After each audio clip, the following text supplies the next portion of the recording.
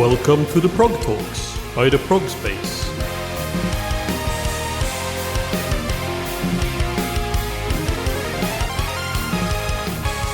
Welcome to the Prog Talks, an interview series by the Progspace where we will be talking to musicians in all corners of the progressive music scene.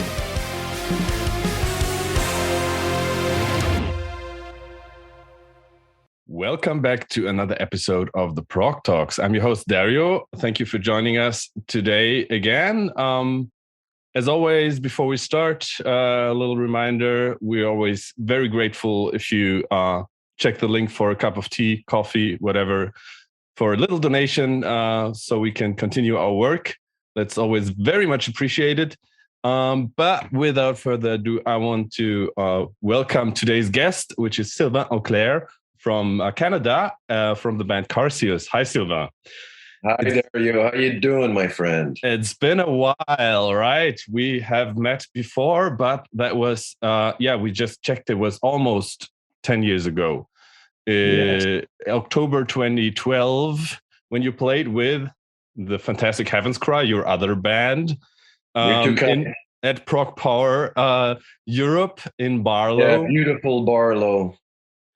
I can't wait to yeah, man, they're so much so great friends, you know. They're so welcoming. So absolutely. I can't wait to be back there after 2 years of absence. And I'm guessing you are wearing a Despised Icon shirt, is that correct? Yes, I am. From your guitar colleague in Heaven's Cry, Eric Jarin. Exactly. And I was lucky enough to catch him with Despised Icon in the meantime, like maybe 2018 when he played here in Munich. Wow. So I did meet him in the meantime, but we didn't have the chance. I never saw Karcius live, for instance, but you played live with Karcius in Europe in the meantime. But first of all, I want to know, a little bit about the band's history, because I mean you weren't there from the very beginning. That's right. Exactly. So take it away. All right, thank you, and thanks for having me, man. I really appreciate it. It's nice talking to you. It's nice to be here. And so, the band started as an instrumental fusion band. They started in 2001. And then around 2009, that's when they approached me. They had recently, the bass players had departed from the band and they were looking for a replacement, but they were at the stage where they were also looking to incorporate vocals in the mix. So you were the perfect choice. So they say, you would have to ask them, you know, but And it was a weird time for me because I remember we were sort of on hiatus with Heaven's Cry, you know, taking a little break, finding ourselves, you know, just needed to step back a bit to see what we would do next. And so let me put the phone away and the distractions away. And so so they approached me and I wasn't, not that I wasn't receptive. I was just like, I was uncertain if I wanted to join another band, you know, at that period. But they booked a tour in France, and you know, who can refuse to go on a trip with some bandmates, you know? And plus we got to know each other. You know, when you go on tour, that's when you really, you know, find out, or you really know someone because you're 24/7 with them. And so you really get to know who you're with. And so, it turned out to be the beginning of a great friendship. And here we are almost 12 years after, and 3 albums, 4 if you count the live one. So I mean, and I'm really, really proud about the last one that's going to be coming out. Yes, Gray, White, Silver, Yellow, and Gold. Yeah. Exactly. It's called Gray, White, Silver, Yellow, and Gold. We're gonna talk about this in a second. Just to finish the quick overlook over the history of the band. I mean, when you joined, they had 3 albums out, and then you until now, excluding the new album, you were on 2 Karcius albums, studio albums. The First Day, and then the last one, The Fold, from 2018. And as you just mentioned, there was also a live album, Live in France, yes. 2019. And now this is the new studio album, Gray, White, Silver, Yellow, and Gold. And when I first saw that title, I thought I was looking at a best of set, or like discography compilation of Baroness studio albums. What's behind that? Know them. You have to educate me on the Baroness. They're like a little bit more in the sludge genre. Yeah. Okay. I think they're from the US. I just looked up their discography on Spotify, and their albums are called the Red Album, and then Blue Record, and then Yellow and Green, then Purple, and the last one, Gold and Gray. Okay. All so, right. yeah, what's behind the album title? Well, it was, I love to play on words, I love, and to be honest with you, I mean, explaining the concept is one thing, but I also really like when people make up their own mind about what it might mean for them. But initially, what happened is that Simon L'Espérance, who's the guitar player in the band, when we do a songwriting process, how it works most of the time, he comes up with the music, and then he throws it my way. And then I get inspired, and depending on how fast the inspiration comes, I'll lay down some vocals and I'll throw it back his way, and then we'll do the ping-pong game and that's how we write with Karcius. But that song in particular, he sent it to me, and I was instantly inspired, and by that I mean parasite. Because and that's it. So basically, those words just came out. It's playing with words. It's rhymes, and initially, to be honest with you, it's very instinctive. And then afterwards, I read the lyrics. And the lyrics came out almost instantly in a jam. Like I recorded the demo of it, and if you listen to that demo, it's almost identical to maybe a couple of words here and there. But I mean, it's so. Where did it come from?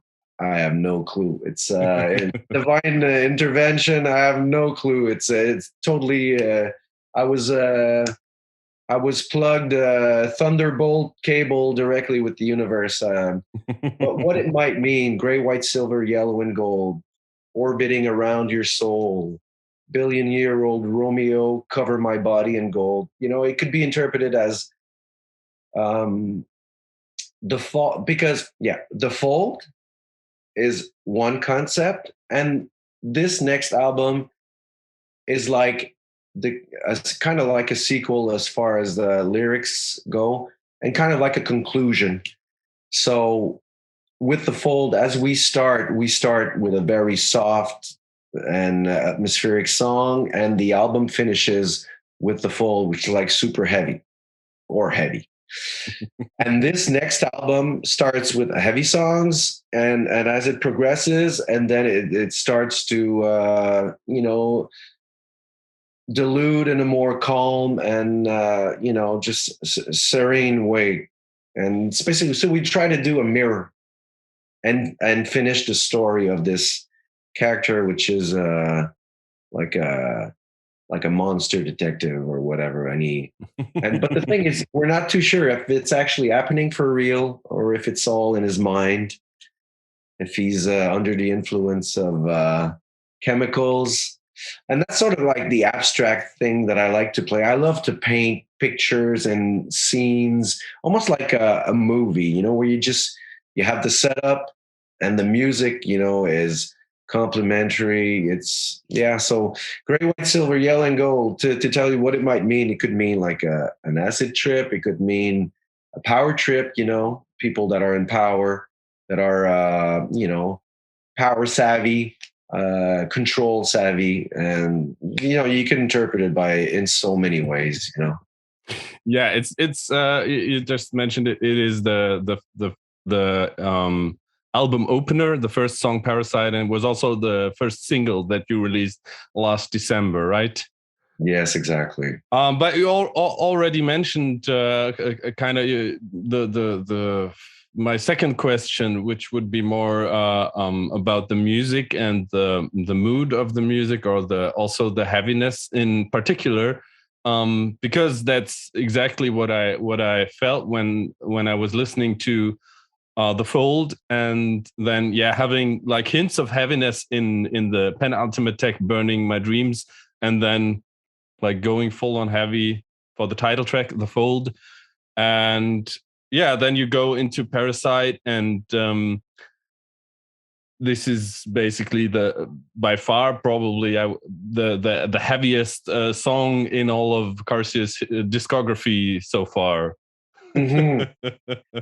Yeah, we were recording the basic track. We rented a chalet, and me, Simon Esperance, the guitar player, and Thomas Brodeur, the drummer, laid down the basic tracks in that chalet. And I remember one night we were listening to.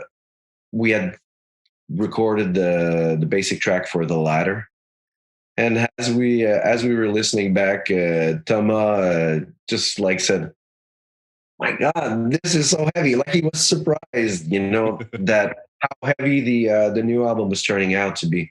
As far as I'm concerned, I mean, I love heavy music, so to me, I think it's the heavier and the guitar, the more guitar driven song, really speak to me. And yes, like you said, it's probably the heaviest song for Karcius up to date, and also the album as a whole, I would say, even though it gets more atmospheric or serene towards the end, I would say there's a heaviness momentum that wasn't there in all the previous albums. I would say, I would feel.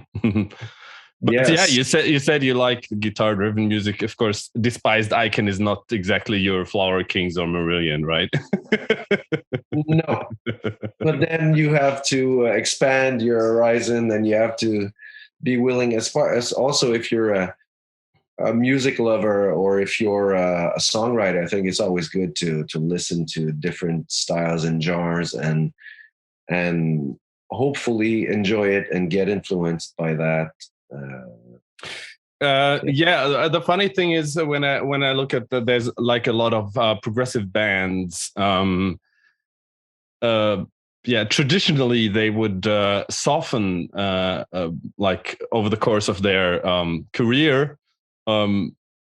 There's so many bands that started out as a really heavy metal band in the 1990s, and now they're playing some kind of rock. I have the feeling with Karcius is the other way around. You're getting heavier. But it's just came out naturally for us, or for me, even as a singer. I always wanted to sing with more grit and more attitude and aggressivity, and express that part of my personality through vocals. But I was never able to achieve that with Heaven's Cry, in a sense where I was just not physically there yet. I didn't have the skills and the tools.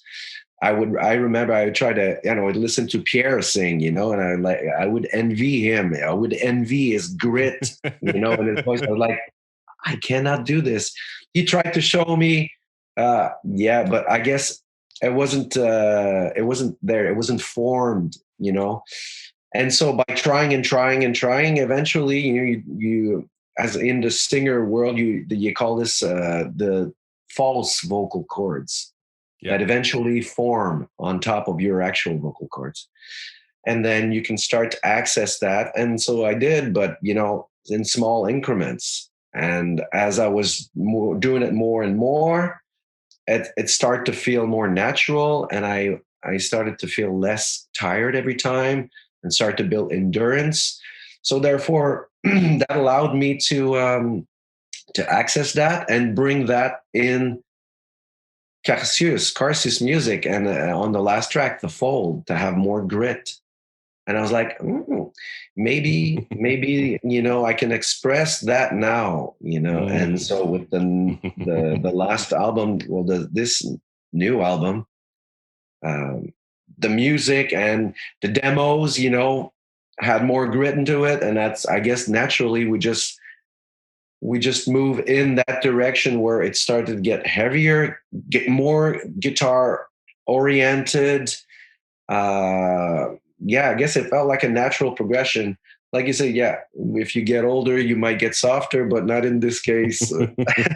It is actually the same for me because, I think I mentioned it on the podcast here on the Prog Talks a couple of times already, that it was probably around my 30th birthday, or like the year when I turned 30 or something, when I finally started to get into extreme metal. And before I would only occasionally listen it to, Opeth or whatever, but never anything really heavy, really extremely brutal. And then 1 or 2 years later, I was even able to go to a Despised Icon show and enjoy it.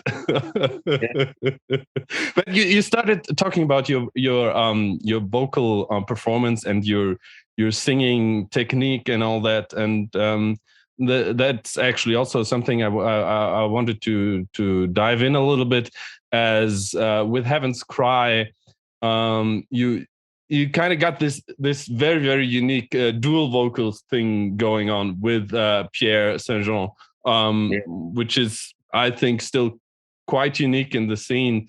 What you did there with the harmonies and how your voices complement each other, it's quite rare. So I would guess writing melodies or like the vocal lines and all that for Karcius is probably very different to when you write for Heaven's Cry. Or no, not really. Not really. I mean, I don't think there's a particular formula, but let's say for Heaven's Cry, I come up with a song and then I present it to the band. So I have to write and record the demos, the vocal demos. And I do everything. So program drums, record bass, record the guitars, whatever, and the vocals. And then I present it to the band. And then Pierre and Eric will re-record the guitars, and René will re-record the drums, and they will put in their personality into it and so forth. So if it's me or Pierre or Eric that brings a song to the band, and then we just put our flavor, if you say, or our personality, in the demo, and then it becomes like the working blueprint for going in studio and writing it. And as far as the vocal goes, it's pretty much the same thing. If Pierre comes up with a song that he presents to the band, he's gonna record all the vocals, and then he's gonna tell me, okay, well, this part, I see you singing this part. Can you sing that part as a lead vocal? And I go, yeah, okay, cool. And then so we work it out. I bring a song to Heaven's Cry and I bring it to Pierre. I go, this is your part, man. I try to emulate him, but that's it. So and with Karcius, then it's then I get to sing all the parts, but it's pretty much the same thing though. It's a demo. I do something, and then instead of having to have a second singer to help me to split the work, if you will, then I have to fill in the shoes 100%. Yeah.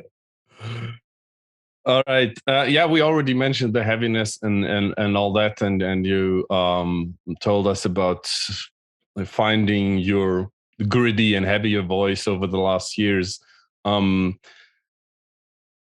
thing that is funnily enough popped up quite a couple of times in the last months with new releases. Also, for example, the new album from Vivienne Laloux with Damien Wilson on vocals. That there's this this spot between of heaviness between rock and metal. And so would you consider, like, pulling out the drawers, would you consider Karcius still a progressive rock band primarily? Or do you just like don't think about these categories at all? I don't, because the way we write is very instinctive. We're not trying to premeditate where the inspiration will lead us. I guess the initially or bottom line is, at the end of the day, we just want to be proud of what we come up with, and we want to feel inspired. And so I think that to try to premeditate in what category your music might be identified as counterproductive, but anyways. And after the fact, now that the album is finished,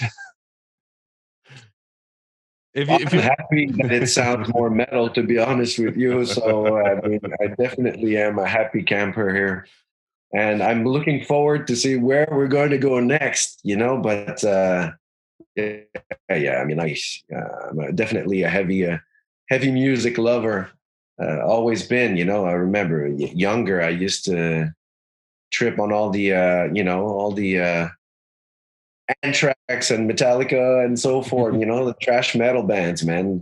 That's my education. That's where I come from, Part also, pop music, obviously, Beatles and Zeppelin and so many great bands and so many musical exploration, too many to mention. But I mean, the blueprint of where I am right now is because of all those amazing bands that I've grown up listening to and still do.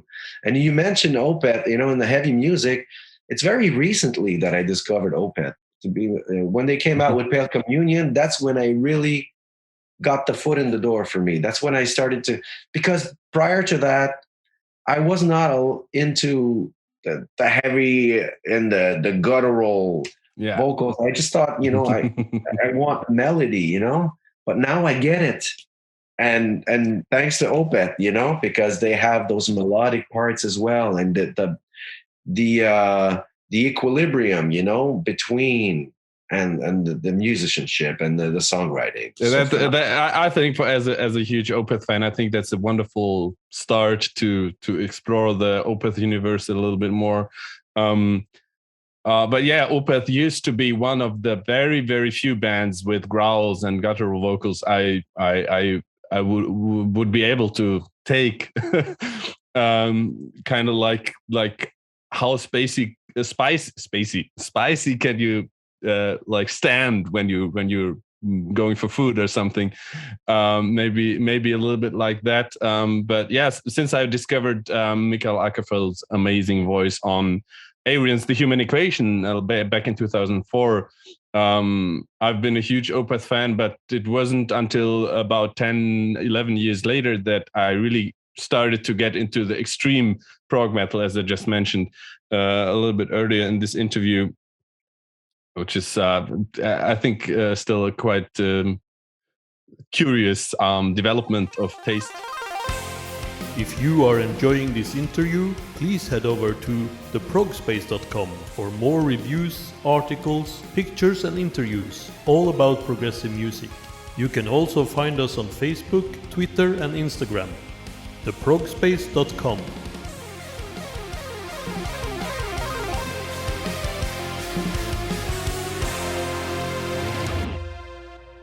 yeah, we briefly when we checked into Zoom earlier before pressing play, pressing the record button, we already talked a little bit about the pandemic years and so how fat we got. exactly. Too much beers. No, but like I mean, back since we met each other at Prog Power, I mean, we kind of stayed in contact by befriending each other on Facebook, and so of course I always I could see what you were up to also outside of your bands, that you were also part of, like, you know, theater or musical productions like The Wall and stuff. So and you just mentioned that during the pandemic you had nothing to do. So was this something that you did like full time as a full time job, working at the theater singing? Yes, And I'm a full-time musician. This is what pays the bills. And I feel very blessed and fortunate to be able to do so, because I know it's not everyone that could say the same. So I feel very blessed that I'm in my life at this point, and I'm 50 years old, and I'm still making music and making a living from passion that is inside of me. You know, wonderful. Music is yeah. Yeah, so but I guess of course it was also like a heavy blow and a heavy hit for like hitting also like part-time bands heavily that of course rely heavily on touring and all that for at least some income with the band, and we know a lot of like most of the progressive bands, or the bands in the progressive scene, are not big enough to provide a full-time living for the band members.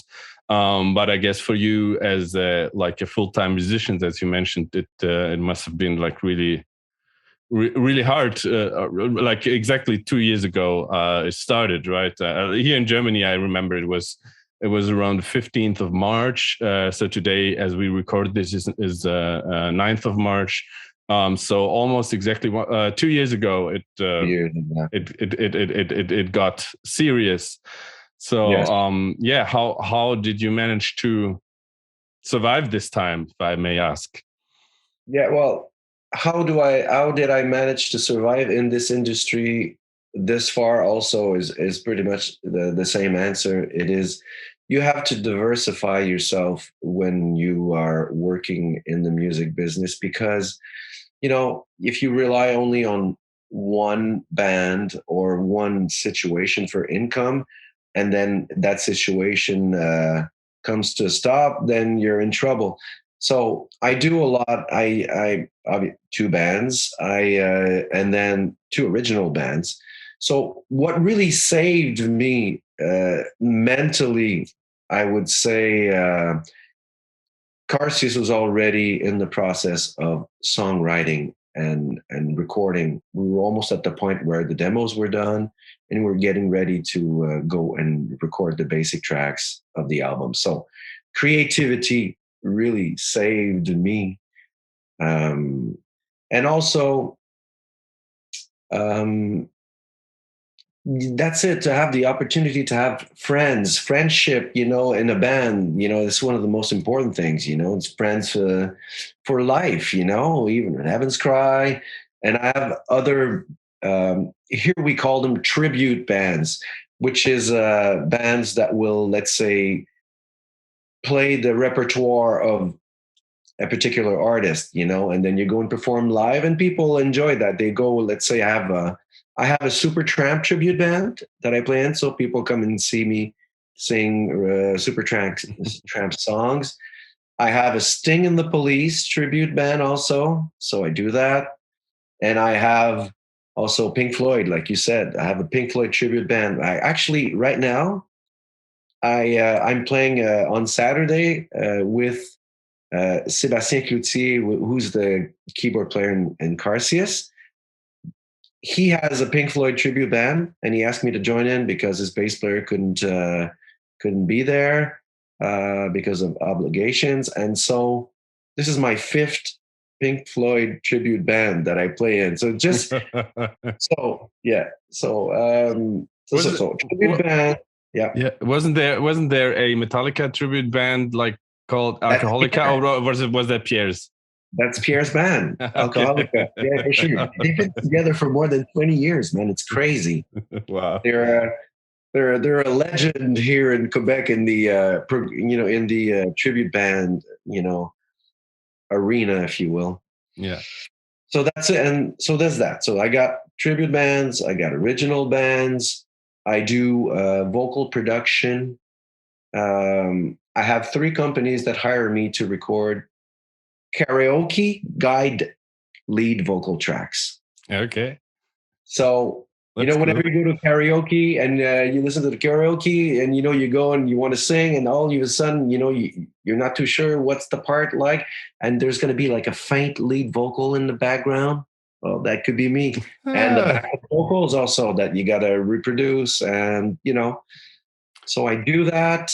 I I'm a vocal consultant and producer for artists that want to, let's say, record vocals for their albums or produce back vocal arrangements. And so I do that as well. I also work in a rental rehearsal studio here in Montreal called Studio Basebin.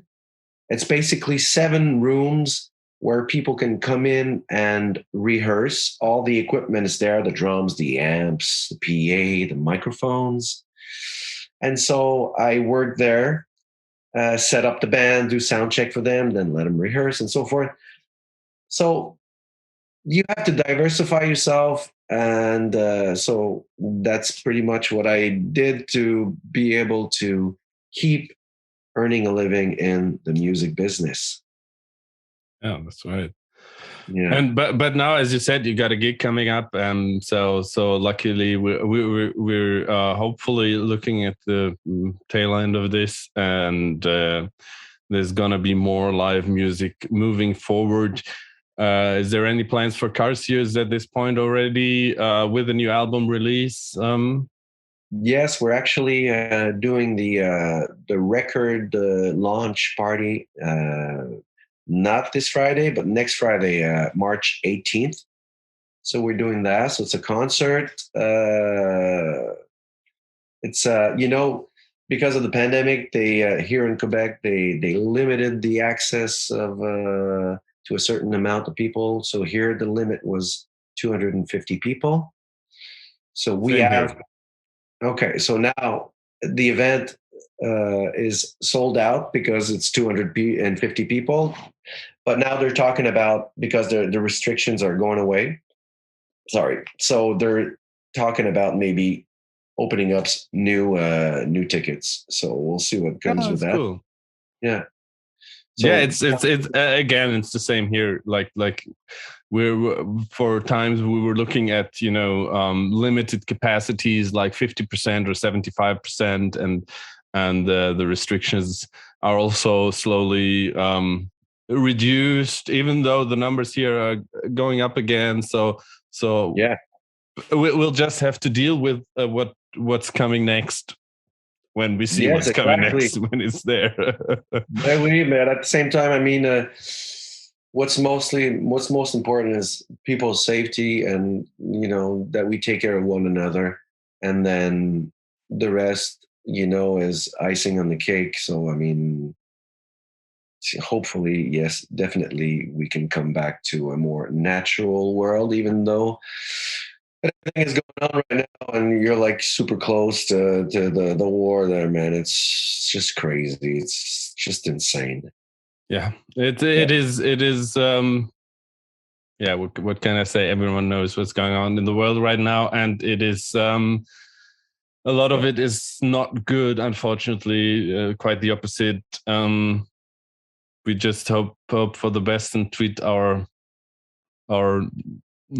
neighbors, our next people, with kindness. Hopefully, we can do also inspire that through music, which is very important, I think.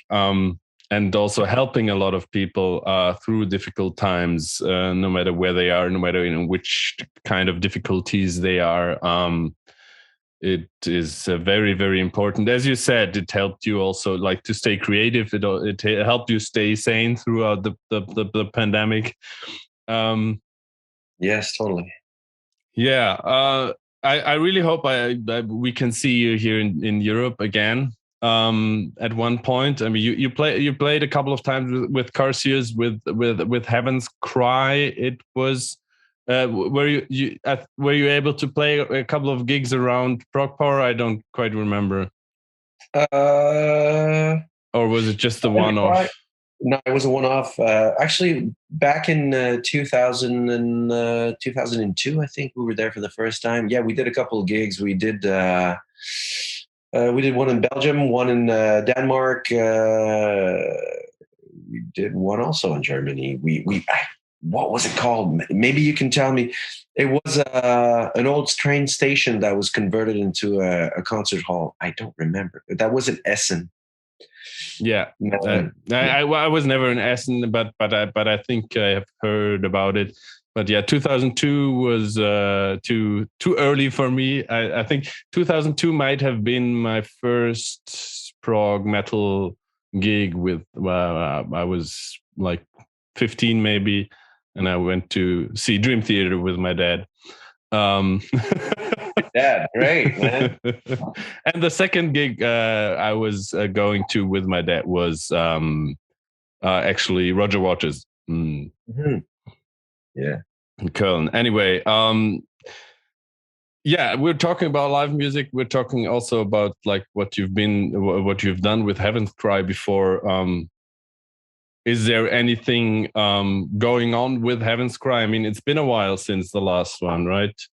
Yes. This one. Yeah, definitely Outcast. Yeah, for sure, man. It's been a while. That's the thing with Heaven's Cry. There's always a long period between the albums. What can I say? That this is our natural process, but we keep busy all around. Pierre is producing, he's playing. Eric is doing a lot with the Spice Icon. I got Karcius, but we have actually we're working on some demos right now, and we'll see where it takes us. But there's definitely some work in Heaven's Cry right now. We're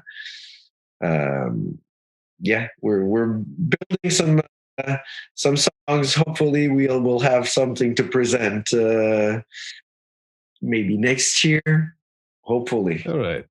Yeah. Wonderful. There seems to be like a couple of bands are coming back from that era. Like the one particular band I'm just thinking of that used to be like some of the hottest underground prog metal shit back then, in the like late 90s. 0 Hour just announced their new record yesterday or 2 days ago.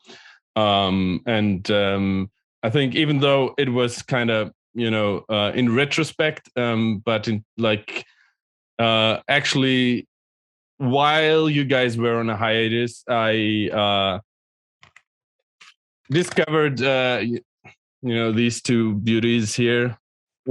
First two Heaven's Cry albums, Food for Thought, Substitute, and Primal Power Addiction. And those two are, if you're into late 90s underground progressive metal, those two are definitely legendary albums as far as I'm concerned, in the underground prog metal scene, which was pretty pretty active back then from what I've heard. But yeah, those two are definitely really cool records, and I thought you guys had also like a very cool and unique thing going on, not only with the vocals, what we just discussed earlier, but also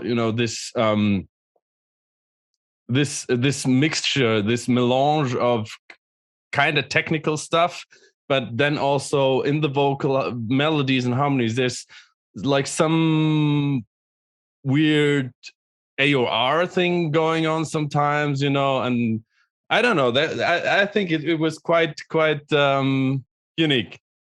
Okay. Well, thank you so much for saying so. We just influenced by so many things. That's the thing about music and progressive music, and about different outlets, and curiosity is if you listen to so many different styles and so many bands, and if you're not limited, to let's say listen to just one particular type of music, then you get influenced by so many different things. And then when you bring that to the table as inspiration, as inspirational tools to create, then it becomes more interesting because you're borrowing from different styles and different, you know, and different tastes also, because nobody has the same taste. So then it becomes this unique melange. And with Heaven's Cry, that was that. We really loved,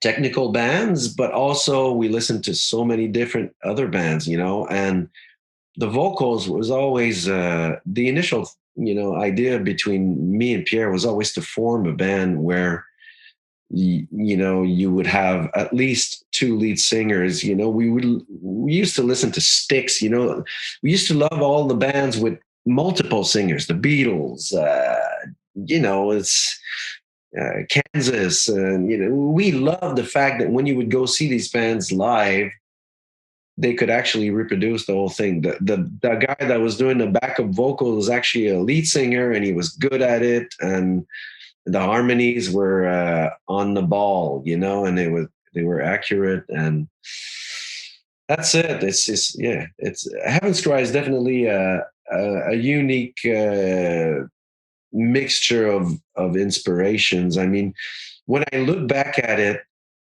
Food for Thought Substitute to me is definitely the gem, because the intricacy and the melodies were really at the forefront, I think.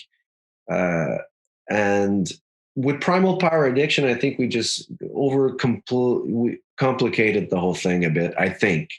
But that's just me, and looking back, and I think that Wheels of Impermanence is kind of like a blend of these two first albums. But the last one, Outcast, for me, I think is the one that I'm the most proud of as far as Heaven's Cry go. But that's just my personal opinion about the whole thing.